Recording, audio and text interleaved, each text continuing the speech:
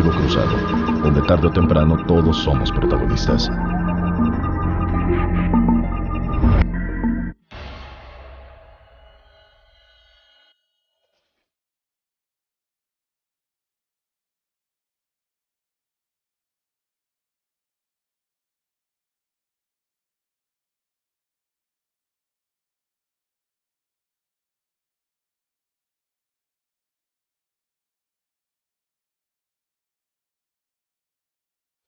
¿Cómo está usted? Muy buenas noches. Ya estamos en MXN, su televisora, presentando su programa Fuego Cruzado. Mi nombre es Lilia Arellano y esta noche me acompaña don Hugo Trejo. ¿Qué tal? Buenas noches a todos. ¿Cómo estás, Hugo? Muy bien. Oye, te veo medio soleadito. Un poquito, todo el día estuvo Eso un no poco lo vi soleado. en la mañana que estábamos grabando el otro programa. No, pero toda la tarde me fui a broncear. Sí, ¿cuál tarde? Si nomás dejamos de vernos hora y media. Sí, pero ya ves. Sí, ¿verdad? Sí, el sol ha ¿Será estado el fuerte. color de tu camisa? También. Podrá ser, Contrasta. porque los ojos no los tienes azules. No, pero el color negro sí se liga con Se diluye. Se diluye un poquito, no sé. Se diluye. Pareciera que estoy tatuado. Ay, no, ni me digas, eres incapaz de una cosa de esas. Y luego ya a tu edad, imagínate qué ridículo. Sí, ¿verdad? Sí, nomás falta que te tatuaras ahí una sirena. Bueno, ya me salieron unos tatuajes naturales. ¿No? Ay, me encantó. Me encantó. ¿Usted se tatuaría, don Alejandro Bravo? No, también tengo unos tatuajes de unos accidentes, entonces ya. Oye, esas parecen mordidas de tiburón. Sí, es lo que le dije a mis hijas cuando estaba yo, cuando era chiquita, pero ya luego ya le tuve que rectificar ese look. ¿Qué le pasó ahí, Un accidente en carretera, un choque de frente en carretera. Entonces me rompí el fémur en 3 partes, radicúbito en 3 partes. No me estuvo digas. fuerte. Sí salí vivo de esa. Pues sí, antes salió vivo, ¿no? ¿Quieres algo? Ya me trajeron agua. Qué bueno, aquí todo es muy natural, Pati. Si quieres, vente para acá. Para que no des la espalda, ¿verdad? Y que vean que nos trae muy sonriente un cafecito. Tenemos también a doña Guadalupe Velázquez, ella es doctora en hidrogeología, ¿verdad? Y bueno, tenemos un tema que ha causado mucha polémica porque, pues, visto y comprobado que no soy caja fuerte, ya sabes tú por qué. Resulta que en alguna ocasión Gabriel Mendicuti nos comentó sobre los pros y los contras del confort, visto desde el punto de vista eminentemente político y de permisos y estas cosas. Y en ello había ya una carga de corrupción. A él le ofrecieron varios millones de pesos para que diera esta autorización. Y bueno, un proyecto que surge con antecedentes de esta naturaleza creo que no puede despertar ninguna confianza. Pero aunado a ello y al rechazo de la gente en Puerto Morelos para la instalación de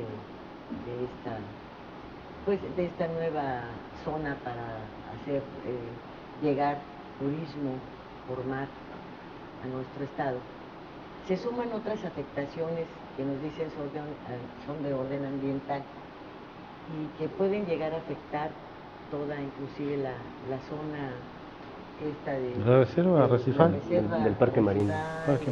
Todo esto, ¿no? El parque marino, etcétera, etcétera, todo lo que ustedes saben. Y de eso sí quisiéramos que por favor nos ilustraran un poco de entrada a este tema y al programa. Pues yo en particular he hecho estudios justamente de ese canal, de batimetrías y ver la factibilidad de que se drague este canal. Entonces tuve que ir y medir cuánta arena había para ver si únicamente extrayendo la arena se podría incrementar el calado en el canal de navegación, que tiene 6 metros de calado máximo. Entonces, haciendo mis estudios, encontré que únicamente tenemos 20 centímetros de arena y abajo es laja. Es una roca muy, muy dura que para poder quitar esa roca de ahí tienes que dinamitar y hacer obras de dragado con maquinaria muy pesada. Entonces, toda esta zona está junto al Parque Nacional Arrecife de Puerto Morelos. Y el canal de navegación de la terminal marítima está junto al parque. Entonces, es área de influencia del Parque Nacional. Entonces, solo por esas características no es posible hacer esta obra ahí en Puerto Morelos. No debiera ser posible porque la tienen anunciada incluso ya como hecha, como que ya no tarda su puesta en marcha. Pues, eso es engañoso. Sí, fíjate que cuando surgió el homeport, la posibilidad de hacer un homeport ahí Hace 20 años. Sí, ahí donde está Calica, ¿no? En la Dársena, ¿no? Iba a hacerse con Xcaret también. Punta Venado. Pues los que más se resistieron fueron los hoteleros, ¿no? Porque hoy veían venir una competencia muy fuerte, decían que pues obviamente ibas a tener turistas de paso que no se iban a quedar. Yo no estoy muy de acuerdo con eso, ¿no? Al final de cuentas es competencia. Pero sí, el peor lugar que escogieron ahora para hacer un homeport, pues es Puerto Morelos, por las mismas características del parque que tiene ahí, lo delicado que es el equilibrio, todo lo que se puede dañar ahí. Olvídate del canal. La simple navegación de embarcaciones para llegar al muelle y todo, afectaría a la zona. sí. La verdad, o sea, con todos los contaminantes que puede traer además. Efectivamente, de hecho tuve oportunidad de hacer estudios cerca de la zona en Punta Venado y sí hay afectación, o sea, es obvio que al llegar barcos de gran calado traen, por ejemplo, agua de lastre, aunque hay todo un protocolo marino, ya ahora más que nunca, o sea, porque esto empezaron a observar hace unas 3, 4 décadas, de que justo en agua de lastre se pueden llevar especies de un mar a otro, entonces contaminar, introducir especies exóticas. Al parecer es uno de los mecanismos más Dañinos. bueno, Más el comunes, principal, ¿no? pues el más común para hacer este transporte de especies, ¿no? Y hay todo un protocolo, o sea, se supone que el barco cuando sale, normalmente en el caso de, por ejemplo, la cantera, pues sale descargado y es en el transcurso o sea, en el trayecto que va cambiando agua y se supone que debe llegar al su destino ya con toda el agua de lastre cambiada. Sin embargo, si hay por X, Y o Z, puede haber fallas técnicas en el barco, lo que sea, sí pueden introducir, ese es un aspecto. Otro, pues es una dinámica, es como movilizar, al final una embarcación es un medio de transporte, por tanto también puedes echar aceites, puedes echar, ni se diga el tema de aguas residuales, ¿no? Claro. Entonces, esos son factores que influyen a poder deteriorar la zona. Y además, bueno, cuando construyeron Punta Venado, en Punta Venado no había área natural protegida. Ahorita existe el Parque Nacional Arrecife de Puerto Morelos y pues adaptar un homeport, en este caso, pues tal vez no son compatibles en concepto, ¿no? O sea, o tienes una zona industrial o comercial de una actividad determinada alta, o tienes un área de conservación. Así Entonces, es. como bien explica el oceanólogo Alejandro Bravo, el solo hecho de dragar esa zona va a impactar, porque para poder quitar, estamos hablando de más de 1 metro de roca. Tendría que ser mucho más, tendrías que tener un calado, yo creo que unos 15 metros, para poder tener, pues sí, el espacio para grandes barcos. Entonces, Pero anteriormente habían mencionado que eran 2, o sea, bajar a 8 metros, ¿no? Porque tengo entendido que ahorita los barcos también vienen más anchos. Entonces, al ser más ancho, tienes menos profundidad de calado. Pero aún así, o sea, estás hablando que si tiene actualmente una profundidad de 6 metros, tendrías que bajar mínimo 2 metros. Entonces, para poder sacar toda esa roca, definitivamente se generaría un impacto en cuanto a sólidos suspendidos, más todo lo que implica la maquinaria para operar. Y la dinamitación, ¿no? El hecho de dinamitar, pues también es algo que afecta a los... Todo. sí, todo. Ahora, son varios renglones al respecto. Del cual pues, todavía tenemos más observaciones adelante, está el de los hoteleros que mencionaste. Pues yo tendría que darles la razón, no por la competencia. Mira, Cozumel es el primero o segundo lugar en arribo de cruceristas. Y la isla no se ha desarrollado. O sea, tú no puedes hablar de una isla turísticamente exitosa. No, aparece en el mapa que llegan allá los cruceristas, que los bajan a una playa determinada, que está debidamente concesionada, en donde les dan ese día comida y tipo buffet, y tienen algún show que hacen ahí los mismos animadores del barco, pero una derrama económica no existe. O sea, si esa isla estuviese boyante y fuera así un ejemplo de desarrollo y de... no lo es. Pero no es un home port. No, pero a lo que me refiero es a que si ellos dicen, bueno, es que va a ser más competencia, ¿no? Pues no.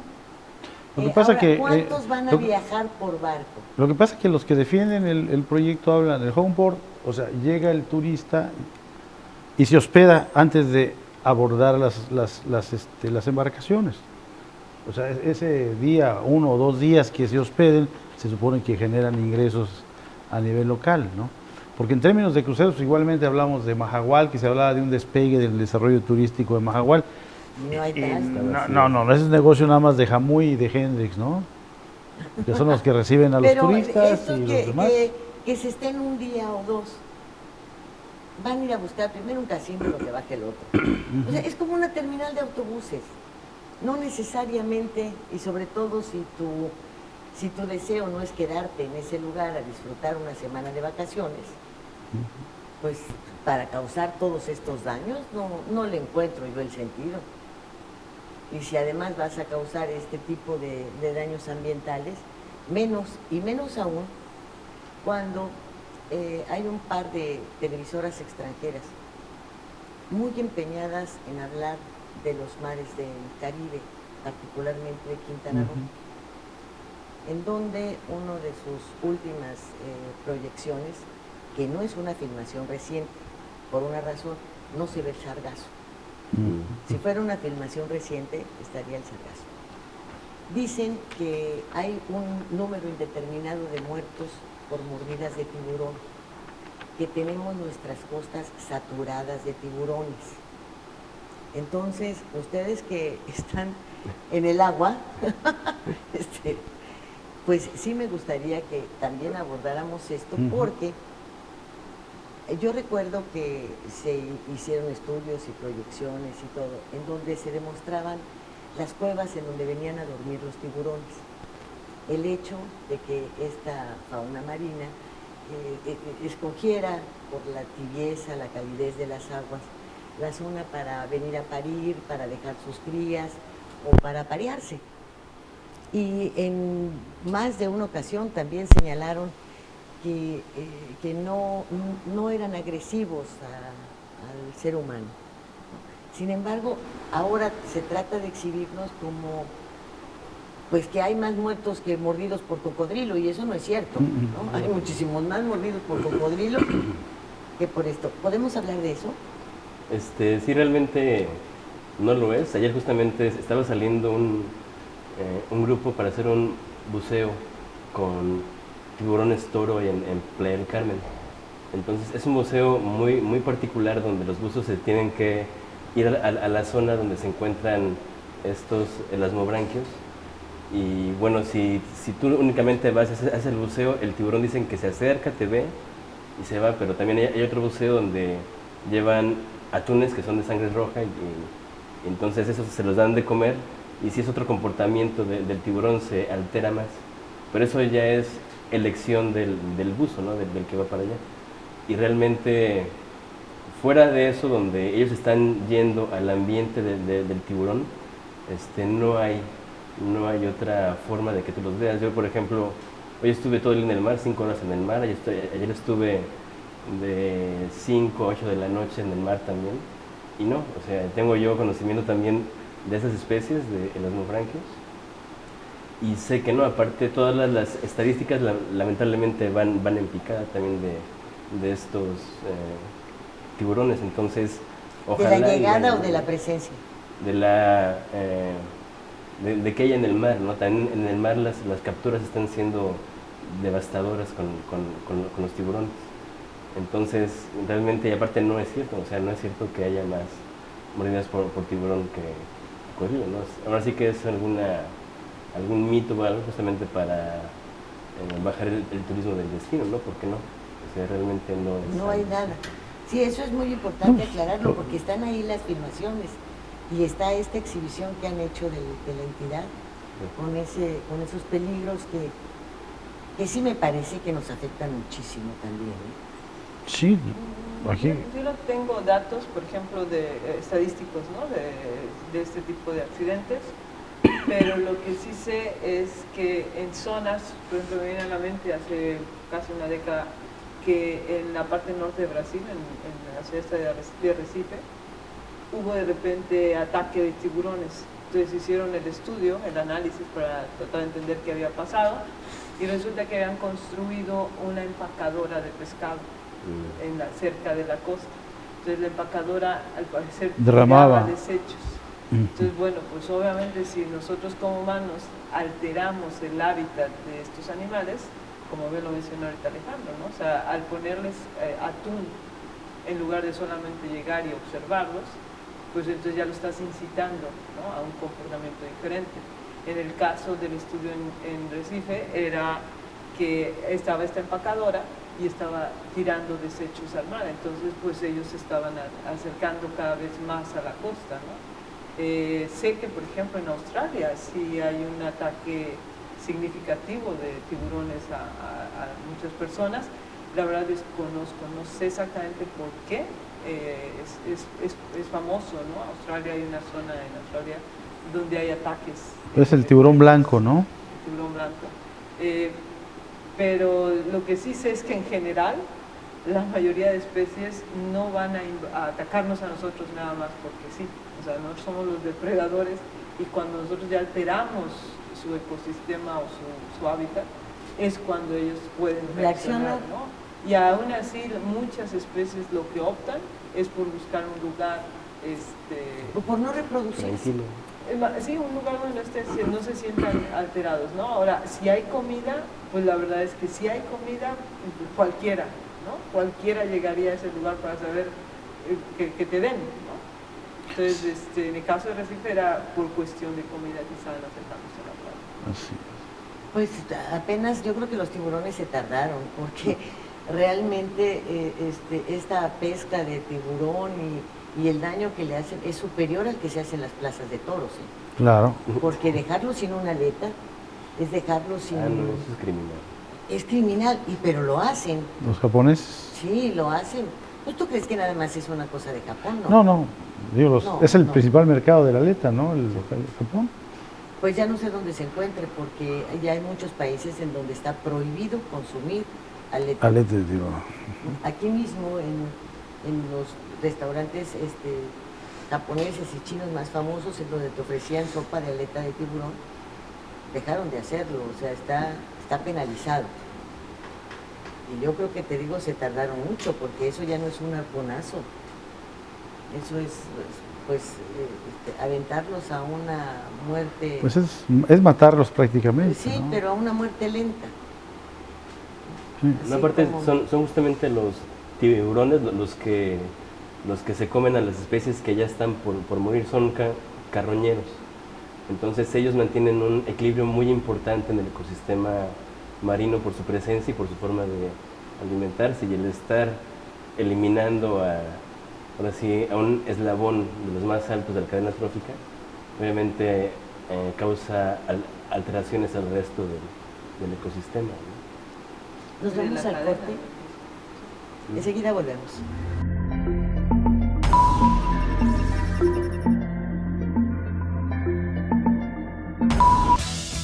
Para heredarles un mejor lugar para vivir a las presentes y futuras generaciones de isleños, el gobierno municipal promueve el desarrollo sustentable de Isla Mujeres. De esta manera, por medio del eje rector Isla Mujeres ordenada y responsable con el medio ambiente, se mitiga el impacto a la ecología, mejorando servicios como la recolección de basura y se promueve entre los ciudadanos la cultura del reciclaje. Hoy, gobierno y sociedad suman esfuerzos haciendo futuro por un mejor Isla Mujeres.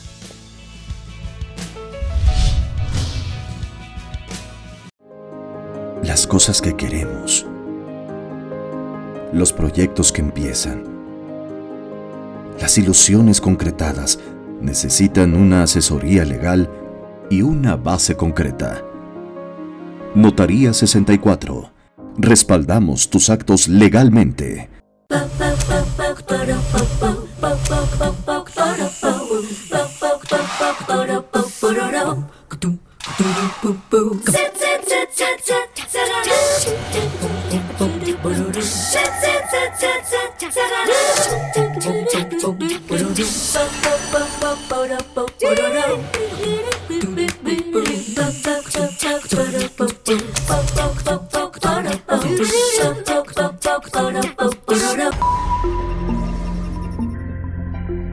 Oye, Hugo, ¿así que te has comido al bebé del tiburón?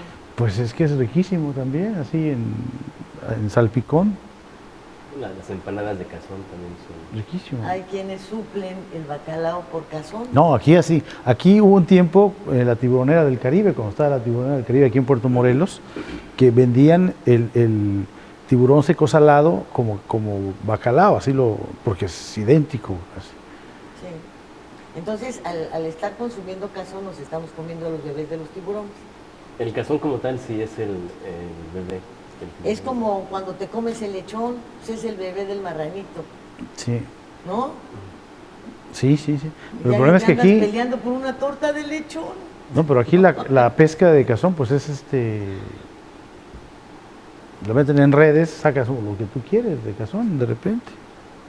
Aparte son redes kilométricas, ¿no? Sí, que sí, se caen en el mar y si se pierden, pues van y meten otra, ¿no? Entonces ya también la cantidad de redes que están flotando en el mar es incalculable. O sea, realmente el daño que se le hace en el ecosistema es brutal, ¿no? Sí, están dañando en esta captura que se les atoran ballenas, se les atoró las tortugas, la vaquita de mar, ajá, la vaquita de mar, Baja California, el mar de Cortés. Los lobos de mar Sí. se han quedado De ahí hecho, desde atorados. los 70 se sabe que el mar está sobreexplotado. O sea, han sido ya van muchas décadas que seguimos en un desarrollo sabiendo que el ecosistema marino está siendo depredado.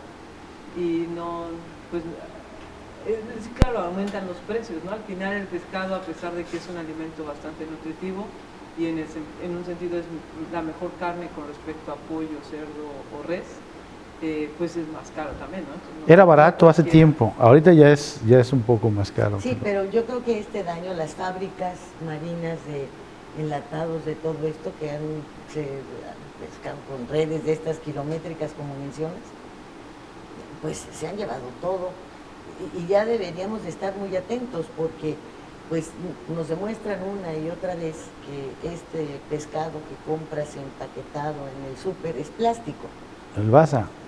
Lo exprimes, se ve muy bonito, muy rosadito todo, lo exprimes y queda totalmente blanquecino, feo. ¿Cuál? Lo metes al agua y otra vez vuelve a tomar su color original con el que lo compraste, pero eso no es pescado.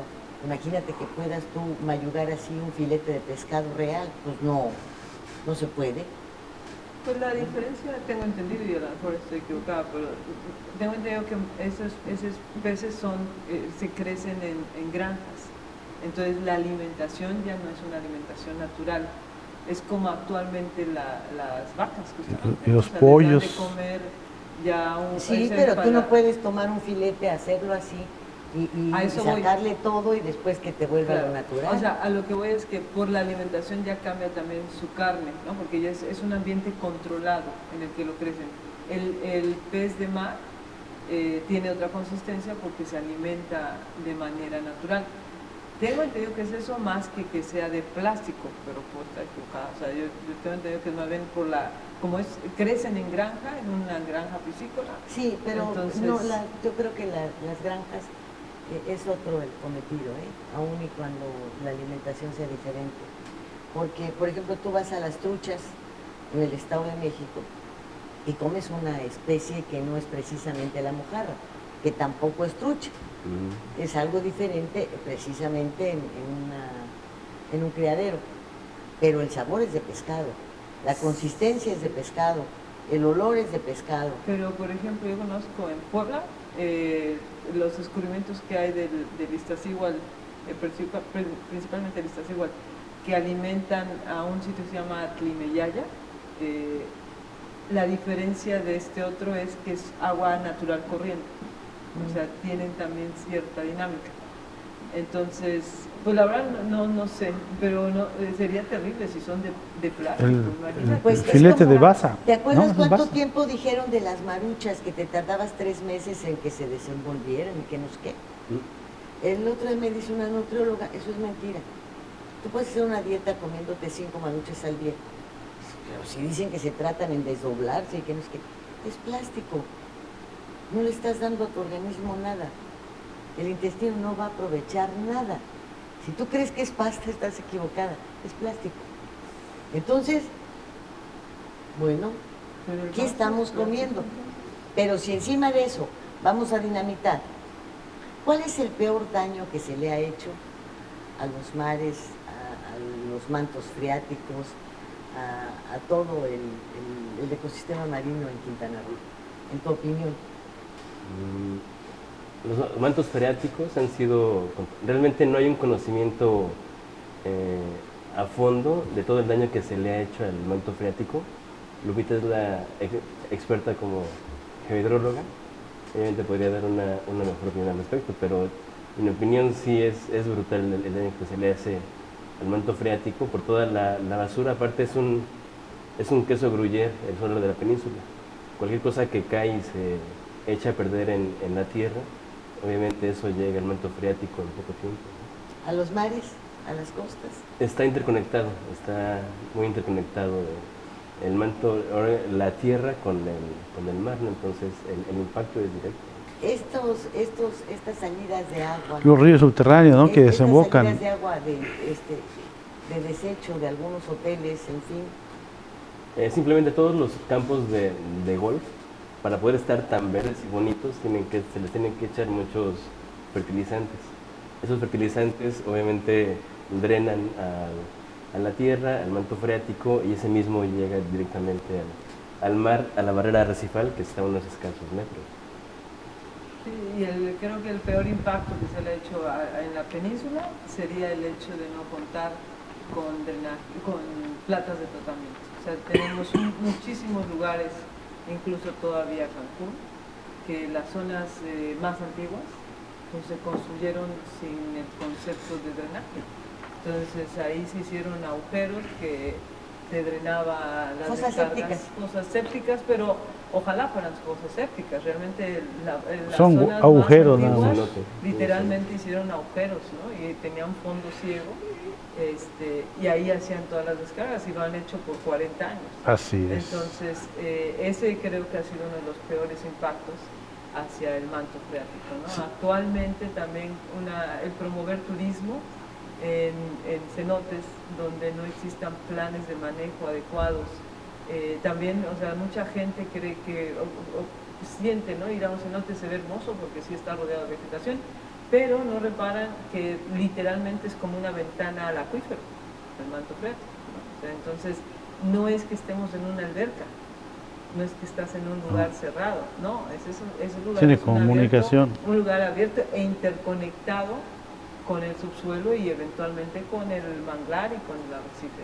Entonces, un turismo desmesurado y sin un plan de manejo adecuado también va a representar o está representando en algunas zonas alto impacto, ¿no? Porque hay muchos lugares donde tienen ya sus letreros que la gente tiene que bañarse, por ejemplo, antes de entrar, no tiene que entrar con bloqueador, Pero todavía, curiosamente, existen sitios donde la gente no tiene ninguna limitación, ¿no? Entonces entran creyendo, pues, esto es una alberca. No, estás entrando a un sistema. al sistema principal de abastecimiento de agua para todas las poblaciones. Entonces, eso desde mi punto de vista sería el hecho de no contar con plantas de tratamiento adecuadas, sistemas en los desarrollos. Actualmente todos los desarrollos tienen plantas de tratamiento. La pregunta es, ¿son eficientes? ¿Hasta dónde son eficientes? ¿Quién realmente las vigila? ¿Qué sabemos de ellas, no? Entonces, sí, habrá que ver si las licencias de construcción las contemplan en su totalidad. Y ¿Cuántos fraccionamientos las Sí, por ejemplo, tienen? Tulum apenas hace unos años, hace pocos años se pusieron, unos 4 o 5 años que hicieron su drenaje. Pero hay viviendas y hay lugares en donde incluso aprovechaban los cenotes para hacer sus fosas sépticas. Sí, o sea, en los Bacalar. Bacalar. Puerto Morelos. Sí, todas esas las zonas, poblaciones todas. antiguas, su casco más antiguo son zonas sin drenaje, ¿no? Así es. Puerto Morelos acaban de construir, terminar hace creo que un par de años, pero todavía la gente no se conecta.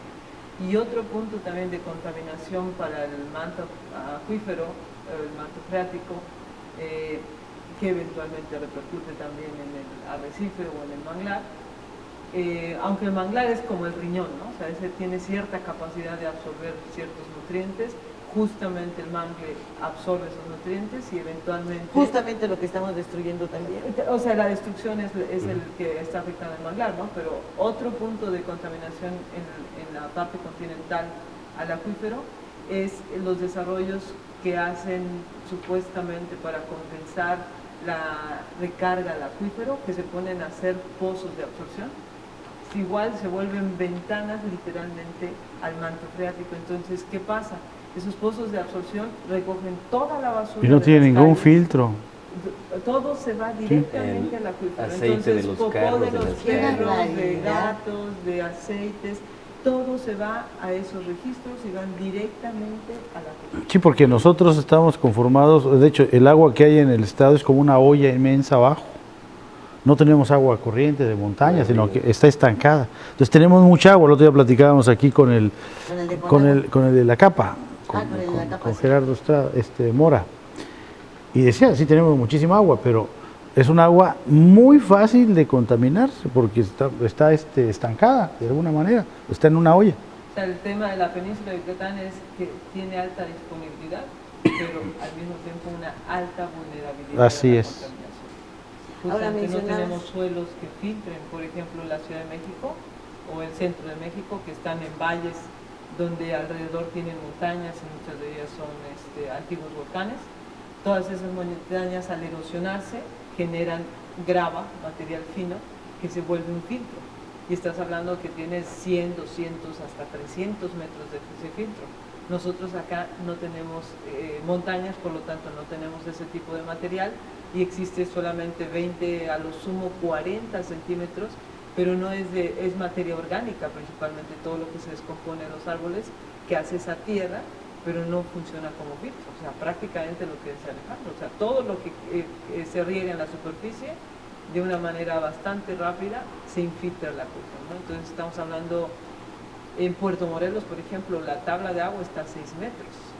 Entonces, pues, llega así cualquier contaminante que tengas en la superficie. Sí, Y sobre todo a través de los famosos pozos de absorción, que yo en lo personal estoy en contra, que lo que se debería de promover más bien es que esos desarrollos que autorizan deberían de tener un sistema de captación de agua de lluvia con la intención, sí, de recargarla, pero limpia, o ocuparla, o sea, reciclarla para diferentes utilidades Para sus riegos. en los fraccionamientos, pero no infiltrarla como están haciendo actualmente, o sea, va directo, todo lo que arrastra. Lava la calle, lava todo y se va para el todo fondo. se va al acuífero. Hay un renglón que mencionaste que tienen algunos lugares la precaución de decirte que no vayas con bloqueador, en fin, ¿no? De bañarte antes. Pero, ¿quién evita que te hagas pipí? Ese es otro tema. Eso no te la lo pipí evita es nadie, amonia. ni se ve nada, ni nada por el estilo, y estás contaminando. La pipí es nitrógeno, su componente principal de pipí es nitrógeno. El nitrógeno es uno de los nutrientes principales en cualquier ecosistema. Entonces, estás promoviendo el crecimiento de algas, crecimiento de todo un ciclo de vida, ¿no? Cuando te haces pipí o defecas, ¿no? En cerca de áreas o cuerpos de agua. Entonces, efectivamente, debería de haber una restricción.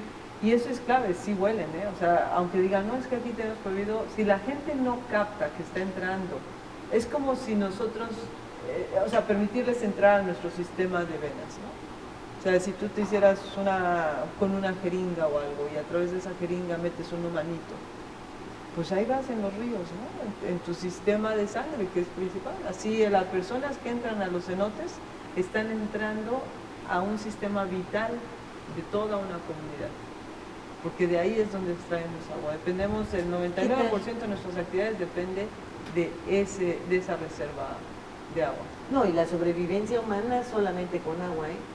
Claro. Puedes no comer lo suficiente, pero necesitas estar hidratado. El agua es vida. Claro, mucha gente dice, bueno, se trata, ¿no? Que la limpiamos. Ajá. ¿Cómo la limpias? Y qué efecto, o sea, qué residuos generas en el limpiar esa agua y qué haces con esos residuos. O sea, no es un círculo, ¿no? O sea, si yo voy a tratar el agua, ¿con qué la voy a tratar? Para no generar un segundo contaminante en el desecho que tenga de esa limpieza, ¿no? Es como cuando limpias tu casa. O sea, tú tomas una cubeta de agua limpia, le pones un detergente o algo y limpias tu casa y queda negro. No, pues obviamente eso ya está contaminado. ¿A dónde lo tienes? ¿A dónde lo Y tienes? he escuchado que las principales guerras en este siglo van a ser por el agua. Entonces, aquí estando en un estado que tenemos una reserva de agua muy buena y no se está cuidando, es una bomba de tiempo que en algún momento va a explotar y ya no va a haber mantos freáticos de donde extraer agua para la gente que vive en toda la costa y en todo el estado y en la península, ¿no? Pero ojo, porque Gerardo Vallejo, Mora. Mora Vallejo, nos dijo, tenemos agua garantizada para los próximos 20 o 25 años. Pues ya Si es que no se Ya contamina está antes. a la vuelta de la esquina. Hablar Eso de ya es 20 o de ahorita. 25 años no es que tengamos que, o que nuestros hijos no van a ver esta sequía. No, y no se hace nada, ¿no? O sea, no hay un programa de reentubamiento de todas las localidades que están en la selva o que están en Puerto Morelos o en Cancún. O sea, no hay un plan para prevenir esa catástrofe, ¿no? Porque realmente si en 25 años ya no hay agua, ¿qué va a pasar con toda la población del estado? Pero, ¿a qué se refiere no hay agua? O sea, literalmente... Agua pura, agua potable. Sin contaminarse. Agua sin contaminarse, agua... Él hablaba de la contaminación, de que cada vez le cuesta, de que cada vez le cuesta ¿Cuál va a más. ser la condición de esa agua? Así es. Él hablaba de que cada vez que extrae, hay algunas partes que están extrayendo y el agua ya no es apta para el consumo ya porque ya está contaminada. Entonces cada vez se tiene que ir más lejos, cada vez para ir extrayendo agua en Limpia, condiciones pura. más o menos para que sea potabilizada. Y que al paso que vamos Ahora, de contaminación, Me gustaría aclarar que no tenemos en ningún lado agua potable. no. O sea, es curioso. Es el- Se dice que es agua potable, pero la realidad es que ninguno de nosotros, o la mayoría, No lo se conocen. atrevería a tomar agua de ahí. Pero no te atreves aquí, no te atreves en la Ciudad de México, no te atreves A lo en que voy ningún es que lugar. entonces no es agua Y yo lo potable. reté a que se tomara un vaso de esa agua. Y me dijo, sí me la tomo siempre y cuando sea de la manguera, porque si va a pasar por un... Sí, primero revisa tu tinaco. Que yo desconozco. Pero eso si está lo limpio o dicen no. para publicitarse, pero realmente compra sus botellones de agua purificada seguramente. O tiene su planta de tratamiento ¿Y en su sabemos casa. de dónde la sacan? Tampoco. Y te No. voy a decir por qué. Nos vamos al corte, enseguida volvemos.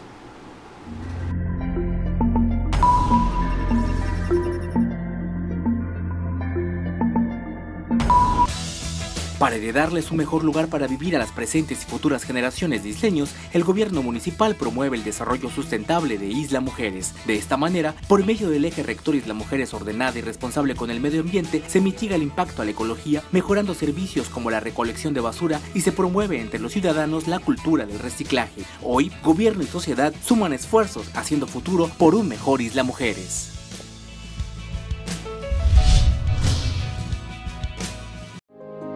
Las cosas que queremos, los proyectos que empiezan, las ilusiones concretadas necesitan una asesoría legal y una base concreta. Notaría 64. Respaldamos tus actos legalmente.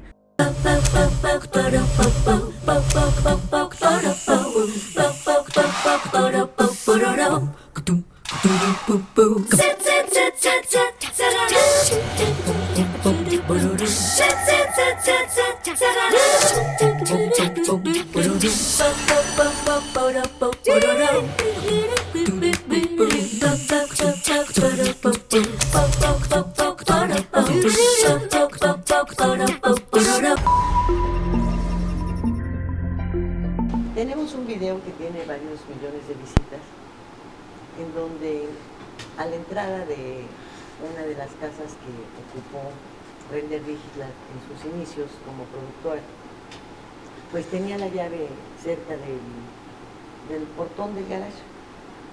Pues detuvieron un camión de Bonafont y ahí estaban en esa llave rellenando los galones. Entonces ahí está exhibido, ¿no? Incluso puedo decirte que pues, hace 7 años, 7 años y medio, porque estaba Borges en campaña, y yo le pregunté si estas acciones iban a ser perseguidas en caso de que alguno de los que estaban ahí llegase a la gobernatura.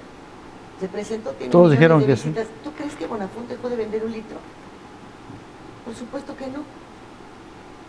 Es que ha sido más fuerte el concepto que nos han vendido de consumir agua embotellada. O sea, tengo entendido que México ocupa no más del segundo lugar, primero o segundo lugar en cuanto a consumo de agua embotellada. Entonces es interesantísimo cómo supieron vender eso, ¿no? Hay que romper ese paradigma, porque está comprobado que no hay un solo contenedor de agua que sea totalmente sano, ¿no? Aséptico. La mayoría al estar sujetos a temperaturas como los transportan, pues libera obviamente químicos que pueden ser... Fue el cólera, ¿no? El cólera fue el que despegó el consumo de agua embotellada, cuando entró la epidemia del cólera. 80s, 90s, eso es cuando empezó. Se hizo un boom en la venta de agua purificada por el cólera.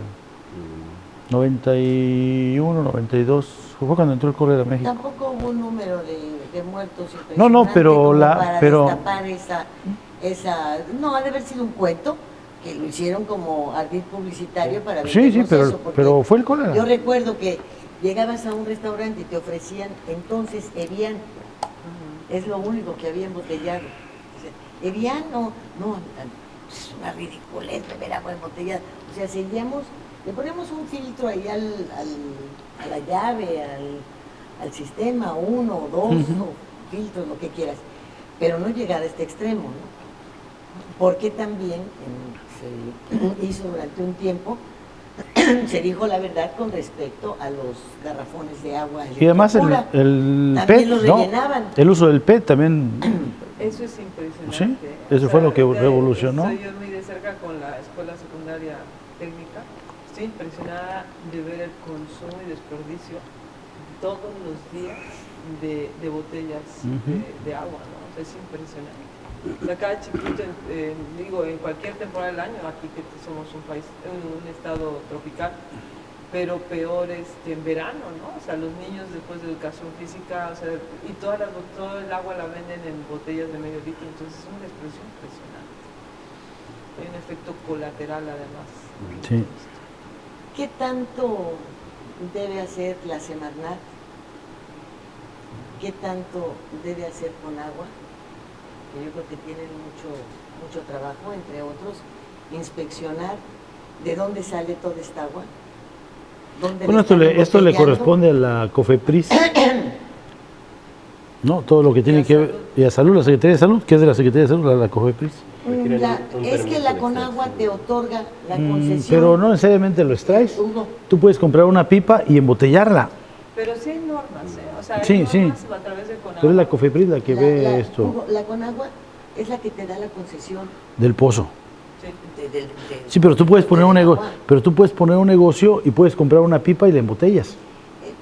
Bueno, Y ya ahí no entra la CONAGUA. Estas concesiones irresponsables Ujú, son las que nos llevan a crisis como las actuales. ujú. Si el señor quiere un pozo y quiere embotellar agua y quiere todo esto, y eso, tiene que presentar su proyecto, lo tiene que autorizar con agua, lo tiene que autorizar con COFEPRIS, o sea, tiene que haber una mesa de autorización. Sí, hay varias autoridades. De soltarlas, porque hay unas normas que se cumplen por este lado, pero hay otras que alteran las normas de este lado y que no se cumplen y así se van. Pero fíjate que yo creo, en este caso la verdad no es falta de regulación, o sea, existen normas y está aparentemente todo acotado. El tema acá es que incurrimos en comprar la idea de que esto era lo correcto. O sea, Bueno, y si no, tomar agua entonces, ¿cuál es lo embotellada. correcto? ¿Qué Que bebes? tenemos que exigir ahí sí, a CAPA en este caso y con agua, que el suministro que llegue a las casas Sea número potable. uno, sea 24 horas. ¿Para qué? Para que no haya necesidad de almacenar agua, porque efectivamente una vez que tú almacenas agua, empieza a degradarse su calidad. Entonces, número uno, el suministro debería de ser continuo. Número dos, garantizar que está dentro de los parámetros que indica la Secretaría de Salud para consumo humano. En la península de Yucatán, lo único que hacen hasta ahorita, de hecho, es solamente clorar. Muchas bacterias se mueren con cloro, hay otras bacterias que no se mueren con cloro, pero hay, como el cloro está en una de las columnas de los halógenos en la tabla periódica, viene con otros contaminantes, ¿no? Entonces creo que aquí lo que se necesita más que, porque de acuerdo a lo que yo sé, está regulado. El punto es romper el paradigma, replantearnos cómo debemos consumir agua. O sea, ¿qué tenemos que hacer? Definitivamente deberían de estar los filtros en las llaves, por ejemplo, y que tuviéramos la posibilidad de abrir la llave y tomar agua de la llave. O sea, pagamos pues una cuota desde mi punto de vista significativa por el consumo de agua. Entonces, yo creo que es más bien romper el paradigma que hemos comprado de uno, que nos dan agua potable. No tenemos agua potable. Número dos, que lo mejor es consumir agua embotellada. Tampoco Eso es nos cierto. tenemos que replantear cómo deberíamos de O consumir. sea, hay que tener un suministro que garantice el flujo. Un filtro, o comprar tus filtros. Ahora, en temporada de huracán, por ejemplo, acá, pues sí se debe contar con un área, o sea, por ejemplo, he dicho, yo estoy operando así, y debo constar, es cierto que he tenido, pues, últimamente, tal vez unos 3, 4 meses, es que he notado que van por lo menos 3 o 4 veces que no tengo agua. Y tal vez está asociado, me dice la persona, el ingeniero en Ahuacán, que tienen un problema eléctrico en las bombas, ¿no? Y que es recurrente. Pero antes no había pasado.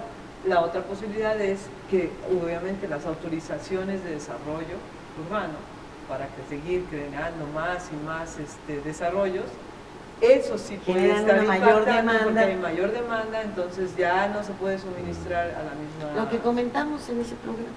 Exacto, entonces creo que la cosa va por ahí, o sea, replantearnos cómo debemos, qué debemos promover con respecto al consumo de agua, ¿no? Pero volvemos a este enfrentamiento entre autoridades que no nos lleva a nada, sino a fracasos y a problemas permanentes. Imagínate, si para la autorización de todas estas nuevas construcciones no le hablan al que suministra, el que va a suministrar el agua, al que les va a decir cuál es su capacidad de regreso, de drenaje, de todos los desechos, pues, a ver, dile que te dé las 24 horas de flujo continuo de agua y que le diga con agua que sí, que cómo no, que le va a dar mayores permisos o qué sé yo. Pero Pues, para ¿cómo? que veas, ahí sí debería haber una nueva reglamentación, que alguien vigile que diga, no puedes dar permisos si no tienes garantizado el servicio continuo de agua potable. Sí, porque eso es lo que dejó seca a la Ciudad de México. Exactamente eso, que es el mismo volumen de salida de agua. Que están desconectadas las autoridades. Para miles, ¿no? y miles. Yo te autorizo miles para que construyas, pero no le hablo no me coordino con el que suministra el agua ni con el de la luz, ¿no? De repente hago un fraccionamiento y ese lugar está determinado para cierta carga de luz, cierta carga de agua, y de repente lo altero, ¿no? Y eso al rato ya nos cae una gotita, o al rato ya nos empieza a fallar en la luz porque no tiene la suficiente capacidad. Eso es lo que pasa. Bueno, y la movilidad. Aparte también, porque las arterias es lo mismo. Al final de cuentas, todo es flujo de agua, flujo de energía eléctrica y flujo de vehicular. Bueno, por ejemplo, y todo lo calle que hicieron, que vieron de ahí de Guayacán, que conecta Arbolada con Jardines del Sur. Está padrísima, tiene 3 carriles de ida, 3 de regreso, pero todos los que ahorita están llegando ahí por Bonfil atraviesan la colegio, se hace una fila enorme en las noches de horas pico, porque ya todos quieren llegar directamente a Jardines del Sur y esa zona. O sea, es una muy buena idea, pero no solo hagas 3 carriles ahí, sino también piensa en toda la gente que va a querer usar esa vía. Sí. No hay una planeación real. O hace falta más vías, dices. Sí, una planeación asentada en el futuro próximo. Porque antes de esa calle tienes que dar la vueltota, ¿no? Sí, antes era... Entonces ahorita la acaban de abrir y todo el mundo se va por allá. Yo no sé en qué momento se cambió la mentalidad, se transformó la mentalidad de los políticos en México. Cuando construyeron el viaducto Río de la Piedad, para que el vehículo más cercano al tuyo iba, pues no sé, de aquí a la esquina, muchos decían, oye, ¿para qué hicieron toda esta obra? Mira, si ni tantos coches hay, del aeropuerto a la torre de Pemex. O sea, realmente es todo ese viaducto enorme. Al paso del tiempo es lo que ha salvado a la ciudad de una crisis vehicular brutal. Y era de 2 carriles y luego ahora ya lo pintaron para hacerlo de 3. Nunca se ha derrumbado un paso a desnivel, nunca se ha desplomado un paso a desnivel. Han circulado por la parte alta trailers con todas las dimensiones y con todos los pesos y ni siquiera se han cuarteado. ¿En qué momento dejaron de ver hacia adelante? El propio Jan González, con todos los defectos que se le quieran encontrar a través de su estancia en diferentes puestos de la administración pública. Sí, si no hace los ejes viales. Si no hace los ejes viales, sería un caos. Eso no sería posible transitar. No lo sería. Entonces, sí mantenían esa visión de futuro que hoy no se tiene. Y en ese momento tampoco podían decir que, pues, imagínate, el viaducto empezó a congestionarse 30 años después. Bueno, pues ¿cómo? Sí. No estaban pensando en que si me reelijo, si el que viene, no, estaban viendo realmente la necesidad que podría existir. Tampoco sabían que iba a crecer esa ciudad de la manera en la que se ha venido desarrollando. Y aquí nada. No, aquí, para que hicieran esa vialidad, por ejemplo, y hace tiempo que hace falta. No han hecho crecer la entrada a la ciudad, ¿no? Sí. Hay una entrada ahorita que conecta, que es por donde voy a ir ahorita, por cierto, a Playa para salir, que es una de dos carriles, que en la mañana se satura desde la López Portillo hasta la carretera a Mérida. Y la autoridad no ve que hace falta ahí hacer algo con esa calle, ¿verdad? Sí. Y en la tarde se pone igual, y es un desahogo tremendo, porque la gente que viene de Playa antes del aeropuerto entra a la carretera a Mérida y ya no entra por la ciudad, porque si no sería... Bueno, pero hay coordinación que ya ves que abren una calle para meter drenaje y luego la vuelven a abrir porque hay que meter la luz. Así es. Y luego la vuelven a abrir porque sí, no hay coordinación. Y te vas, por ejemplo, a la colonia Polanco y te da risa. Están colgando así, mira, el cablerío que lleva luz, cablevisión, todo lo que tenga que ser a través de cables, pero no creas que poquito, es un abanico de cables por la avenida Homero, por Presidente Mazarik, por toda esta zona que además se paga un impuesto predial altísimo Pues allá, bueno, frente al departamento donde vivimos hay un árbol frondoso, muy bonito, que obviamente llegan ardillas. Pues se han muerto electrocutadas las pobres ardillas. Sí, sí. Porque iban por los cables pelones. Imagínate. Entonces, ¿en qué momento llegamos a esta crisis gracias a los políticos? Es lo que tendríamos que empezar a preguntarnos y a saber si por fin exigimos o no, porque ya hay razones de sobrevivencia, ¿no? Vamos a terminar el programa, nos dices cómo, sí o no al confort, ¿qué hacemos para Se tiene que regular realmente el crecimiento en el Estado, tratar de hacerlo de calidad en vez de cantidad. No es posible continuar desarrollando la costa de la manera que se está haciendo. Deberíamos de cuidar ahora nuestro destino. Ya con lo que hay ya es suficiente, ¿no? O sea, ya no hace falta más infraestructura, sino con la que hay, hacerlo de calidad y cuidar lo que tenemos. Porque sí, si se sigue desarrollando así, al rato esto va a ser una plancha de concreto toda la costa y va a perder justamente lo más bonito y por lo que viene tanta gente aquí. Pues a mí me parece, si no estoy de acuerdo con el confort y particularmente no estoy de acuerdo en la manera en la que tienden a autorizar este tipo de desarrollos que aparentemente se vuelven líneas principales de detonación económica sin considerar consecuencias, ¿no? Puerto Morelos creo que siempre se ha proyectado como un lugar, realmente es el sitio más antiguo de la parte norte del estado, donde desde cerca de 1900 es que empezó con actividades económicas a través de la extracción de palo de tinte, después el chicle. Entonces siempre has tenido actividades económicas, pero se mantuvo por muchos años como un lugar rústico, ¿no? Por decir así. Un recinto en donde se protegía la ecología, ¿no? Definitivo, o sea, ha sido su vocación, ¿no? O sea, desde los 80s es que está la UNAM, estuvo el CICRO, que era un centro de investigación de CONACYT, está el Jardín Botánico, que además es el primero o segundo jardín más grande en México, que el turista tiene la oportunidad de ver un entorno natural y de transición de la parte continental hacia el ecosistema marino, obviamente tiene parte de humedal. Entonces creo que muchos de los que vivimos ahí, yo vivo en Puerto Morelos desde hace 12 años y sé de viva voz, ¿no?, de muchos de nosotros, de gente que vive ahí desde antes, que escogimos vivir en Puerto Morelos justamente porque ofrecía estas características naturales, ¿no? Aparentemente la promesa de las administraciones públicas ha sido que se quiere proyectar a Puerto Morelos como un pueblo de encanto, pues mágico, ¿no? Entonces al final con este tipo de actividades que tienden a industrializar la zona, yo no veo que se pueda mantener esa magia de Puerto Morelos, y definitivamente creo que Puerto Morelos tiene mucho que ofrecer de manera natural, alternativa al turismo que se puede ver en Cancún o en Playa del Carmen.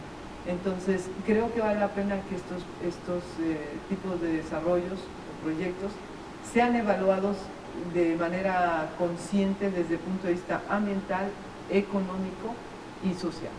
O sea, los impactos que pueden generar, qué tipo de mecanismo o de dinámica se va a generar social y económica al tener una actividad de cruceros, ¿no?, o de arribo de barcos comerciales, cuando sabemos que la calidad del arrecife depende mucho de la dinámica sana de un sistema de humedales como el que tiene Puerto Morelos. Inclusive hubo una oposición a que se estableciera, en el caso de la Marina del Cid, un lugar muchísimo más grande y con llegada de embarcaciones de mayor calado y todo eso, porque lucharon mucho por eso, ¿no? Correcto. Otra cosa que no se sabe, porque no se ha difundido, supongo que por interés de algún tipo, es el sistema de humedales de Puerto Morelos. En las últimas décadas, 2 o 3 décadas, tiene solamente 3 zonas de interacción con el sistema arrecifal. Una es la que está en la punta de Tanchacté, otra en la punta Petempich y otra al sur de Punta Brava. La zona de Punta Brava actualmente está cerrada porque de hecho hubo un intento de desarrollo en el 2002-2004 y rellenaron un terreno inmenso y con la intención de bloquear la descarga. Entonces Petempich, lamentablemente, el último hotel que construyeron, que fue el Bredler, fue el que cerró prácticamente varias líneas de comunicación natural entre el sistema de humedal y la laguna arrecifal. Y Tanchacté acaban de autorizar, ahorita ya ni sé qué hotel, ahorita me perdí, pero estaba el Royalton y después del Royalton creo que ha venido un par de proyectos más que prácticamente van a hacer la misma situación que en Petempich, cerrar esas zonas de descarga. Entonces, ¿qué va a pasar si el humedal no tiene unas zonas naturales se va a morir. de desfogue? No tanto que se va a morir, se incrementa el riesgo de inundación justamente en el casco aquí, porque eso funciona como una tina, ¿no? Así es. Entonces, si tú le cierras las descargas, aumentas el volumen de agua, escurrimiento, porque además siguen autorizando obviamente desarrollos en las zonas donde existen rejolladas, que son puntos de infiltración natural. Entonces esas, al rellenarlas, ya no le queda otra más que escurrir hacia el humedal. Entonces todo eso va a aumentar el nivel del humedal. El manglar entonces tal vez no tenga la capacidad de absorción de nutrientes y se va a generar problemas de inundación, como los vivimos en el 2013, de hecho. Hubo 4 días seguidos de lluvia, se inundó y se tuvieron que cerrar las carreteras de Puerto Morelos. Sí. Entonces, yo creo que este tipo de proyectos necesitan un análisis bastante profundo desde todos los aspectos. O sea, pues yo creo que ni tan profundo, ¿no? Porque es muy de sentido común lo que estás diciendo. Bueno, o sea, lo que me refiero es nomás de ver, oye, la estás regando. Es amplio. Sí, Integral, sí, la palabra sí, es integral, sí. Integral, ¿no? O sea, Sí. ¿qué repercusiones tiene? Y que la autoridad, ¿dónde está la autoridad? Porque es algo tan evidente, ¿no? Eso La que está, que es. autoridad, hoy, escuchando el registro de la caja fuerte, pues de la caja registradora y pues sí, uno para allá, 3 para acá, uno para allá, 3 para acá. Ahora, la otra es la infraestructura. O sea, van a aumentar la llegada de gente, ¿no? Y una dinámica comercial en una zona donde no tiene la infraestructura vial adecuada. Ahora, está proyectado supuestamente un puente para cruzar el el jardín botánico. O sea, vamos a destruir cosas naturales para construir Ay, qué barbaridad. una infraestructura. O sea, ¿desde cuándo se ha pedido que el acceso Sí, es una actual tristeza de Puerto Morelos sea elevado, por ejemplo, ¿no? Y se permita el flujo natural de los sectores del humedal? Entonces yo creo que siempre vamos al revés, o sea, se autorizan supuestamente proyectos que van a detonar una economía con una falta de infraestructura que al final se vuelve un problema socioeconómico porque las cosas están mal hechas, porque se están colapsando, porque si así ya tenemos problemas para salir de Puerto Morelos. Bueno, y a detonar una economía con hambre, porque los sueldos son tan bajos que, bueno, la gente no sale de su jodidez, por un lado. Por otro lado, ya es bastante triste que das la vuelta por debajo del puente para dirigirte hacia la zona centro y ya ves tú todo ese manglar ya seco, toda la zona esta donde están los hoteles que compraron mañosamente un número determinado de metros para construir un número mayor de habitaciones, pues ya está ahí secándose y ya no tardan en meterle cemento de veras, Bueno, le han estado metiendo rellenos, sí, esas capas. O sea, nos rellenaron el año pasado una zona que nos tardamos en darnos cuenta porque estaba tras una franja como de 15, 20 metros de árboles, entonces no se notaba. Como hicieron en Puerto Cancún, pues pusieron una valla de árboles y nadie vio lo que estaban haciendo adentro. Ya. Pues los de Tajamar están gritando y vamos a ver que lo logren, ¿no? Porque ya es el colmo. Lo bueno de Tajamar es que tienes todo un espectáculo, tienes o sea, lo puede ver mucha gente desde muchos edificios, pero eso mismo está pasando en toda la costa de Yucatán, ¿no? Y aquí porque tiene público, en muchas partes no hay nadie que lo vea y la devastación continúa, entonces sí es grave y es triste y la cantidad de permisos y la política que hay de desarrollar toda la costa es impresionante. Muchísimas Al contrario, gracias, a Lupita. ustedes. Muchas gracias, señor Bravo, por estar aquí con nosotros y pues ilustrarnos, informarnos tanto, ¿verdad? Oye, qué ignorantes somos en estos temas. Hugo. Bueno, ahorita hablemos de estos, ¿no? Tampoco es para que nos vayamos así con complejos, ¿eh? Y menos cuando es viernes, caray. Exacto, hay que Y algo relajado. mejor nos debe de estar esperando, ¿no? A ti en tu casa, ¿no? Y a mi hermano. Gracias, muchísimas gracias por el favor de su atención. Hasta la próxima. Fuego Cruzado, donde tarde o temprano todos somos protagonistas.